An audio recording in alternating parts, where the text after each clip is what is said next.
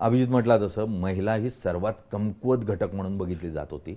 म्हणजे दलितांपेक्षाही जर कमकुवत कोणी असेल तर ती महिला होती. आणि त्या महिलेलाही तिचा अधिकार मिळावा यासाठी म्हणून जी पावलं उचलली गेली ती अत्यंत न्याय्य होती. ती पुढे जगानं स्वीकारली आणि म्हणूनच भारतात अनेक महिला या राजकीय व्यवस्थेतही येऊ शकल्या, ज्या अजूनही अमेरिकेत होऊ शकलं नाही, अनेक देशांमध्ये होऊ शकलं नाही. अमेरिकेतला इलेक्शन झाल्यानंतर 150 वर्षांनी महिलांना वोटिंग राईट भेटलं. अगदी खरं. आपल्या देशात आंबेडकरांनी लगेच देऊन टाकलं. पहिले 1952लाच आपण निवडणुकीला देऊन टाकलं. या पूर्ण परिस्थितीमध्ये अभिजित, जेव्हा आपण आंबेडकरी चळवळीबद्दल बोलतोय, महाराष्ट्राची भूमी आहे ज्या भूमीनं ही चळवळ राष्ट्रीय पातळीवर आंतरराष्ट्रीय पातळीपर्यंत पोहोचवली आणि दलितांना एक आवाज मिळाला. म्हणजे उत्तर भारतातलं पण दलित राजकारण जे आहे ते महाराष्ट्रातून प्रेरित होतं, दक्षिणेतलंही महाराष्ट्रातून प्रेरित होतं. मात्र आज महाराष्ट्रात दलित चळवळ ही कमकुवत होतीये. त्याचा दोष तुला कोण वाटतं? का म्हणून दलित चळवळ ही महाराष्ट्रात? सर, मला हे राजकारणीच वाटतात. बरं. कारण की काय ना, तुम्ही तुमच्या पुरतंच लिमिटेड ठेवायला बघतायत. प्रत्येक जण असं दाखवायला बघतोय की आंबेडकरांचा जो वारसा आहे तो मीच पुढे नेलाय, मलाच अधिकार आहे त्याचा वारसा पुढे नेण्याचं. असं नाही करून नाही चालणार. आज मी जेव्हा दिल्लीत बसलो, मी म्हणत नाही मी आंबेडकरांचा वारसा पुढे नेणार, काय मी थोडा मोठा नाहीये आणि माझ्याकडून ते कधी शक्य होणार नाहीये. पण मी जेव्हा दिल्लीत बसलो सर, एक भारतीय म्हणून बसलो, एक दलित म्हणून नव्हतो बसलो मी. पण तरी जय भीमचा नारा हा प्रत्येकाने लावला. दिल्लीमध्ये जास्त करून सर जे लोक आले होते जनरल कॅटेगरीचे लोक होते, पण त्यांनी माझ्यासोबत जय भीमचा नारा लावला ना. तर आपल्याला जो जय भीमचा नारा आहे तो फक्त आपल्या समाजापुरताच लिमिटेड ठेवायचा आहे? आपल्याला आंबेडकर फक्त आपल्या समाजापुरते लिमिटेड ठेवायचे का आपल्याला बाकी लोकांपर्यंत ते घेऊन जायचं? याचा आपल्याला विचार करावा लागेल कुठं ना कुठं. ज्या ज्या लोकांना वाटतं त्यांनी आंबेडकरांचा वारसा पुढे नेला पाहिजे. अगदी. जर जय भीमचा नारा हा आपल्या पूर्ण देशाचा आहे तर श्रीरामाचा नारा पण तसाच आहे. म्हणजे श्रीरामालाही श्रीराम म्हणजे जय श्रीराम म्हटल्यानंतर दुस्वास करण्याची गरज मला लोक म्हणायचे जय श्रीराम, मी त्यांना म्हणायचो जय श्रीराम म्हटलं. ज्या ज्या भावना आहेत त्या त्यांच्या असू द्या ना. अगदी खरंय. म्हणजे कोणत्याही एका नाऱ्यानं मुळात आपल्या देशाची संस्कृती जी आहे, जो स्वाभिमान आहे, तो जर जपला जात असेल तर त्याला विरोध करता कामा नये. आणि सहिष्णुता आहे कोणत्याही या दोघंही नाऱ्यांमध्ये जर बघितली तर ती सहिष्णुता आहे. ती सहिष्णुता आपण जपली पाहिजे.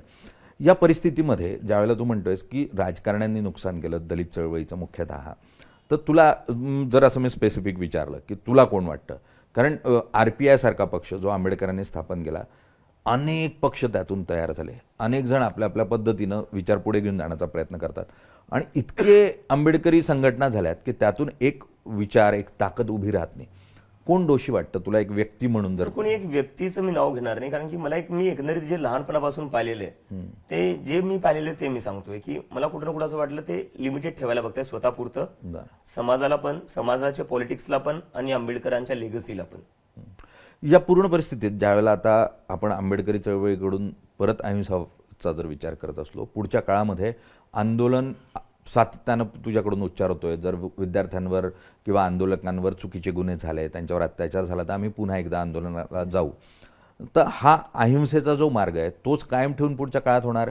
कारण ज्या वेळेला संसदेपर्यंत आपण जातो, एक मोठा समूह असतो, काही हजार मुलं एकत्र येतात.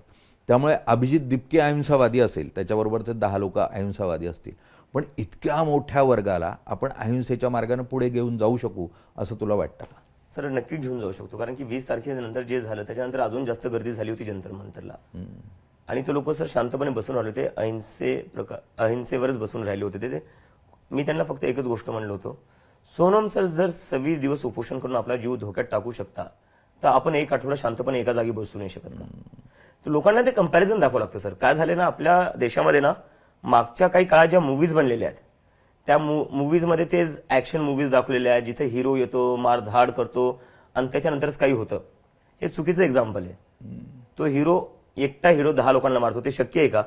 शक्य नाही. ते चुकीचे एक्झाम्पल्स मूव्हीमधनं सेट झालेले. पण रिअल लाईफमध्ये जर बघायला गेलं सर, तुम्हाला तुमची मुव्हमेंट सक्सेसफुल करायची असेल आणि तुम्हाला जर तुमच्या देशाला टिकून ठेवायचं असेल तर अहिंसेचाच रस्ता आहे. याच्यात मी उदाहरण देतो. भारतासोबत अजून किती देशांना इंडिपेंडन्स भेटलं? क्युबा एक देश होता, काय झालं त्या देशाचं? हुकुमशाही. कशामुळं? रेव्होल्युशन कशाने आलं? बंदुकीने आलं, हिंसेने आलं. रशियाचंही स्टालिननी जेव्हा केलं ते हिंसेनेच केलं. काय झालं? डेमोक्रेसीने राहिली. आपला एक मात्र देश असा, मी अजून एक्झाम्पल देऊ शकतो बाकी देशात, बरेच देश आहेत. आपला एक मात्र देश आहे जो अहिंसेच्या रस्त्यावर चालला अगदी आणि त्याच्यामुळं आपल्या देशात डेमोक्रेसी आली. जेव्हा जवाहरलाल नेहरू पंतप्रधान झाले, कोण विचारणार होतं त्यांना? जर त्यांनी हुकुमशाही केली असती तर कोण होतं समोर? कोणीच नव्हतं. काय इलेक्शन घ्यायची गरज होती? लोकांना तेव्हा वोट काय असतं, मताचे अधिकार काय असतात तेही माहिती नव्हतं. अगदी या अशी स्थिती होती आपल्या देशाची. आपला देश अत्यंत गरीब होता, खायला नव्हतं आपल्या देशाकडे.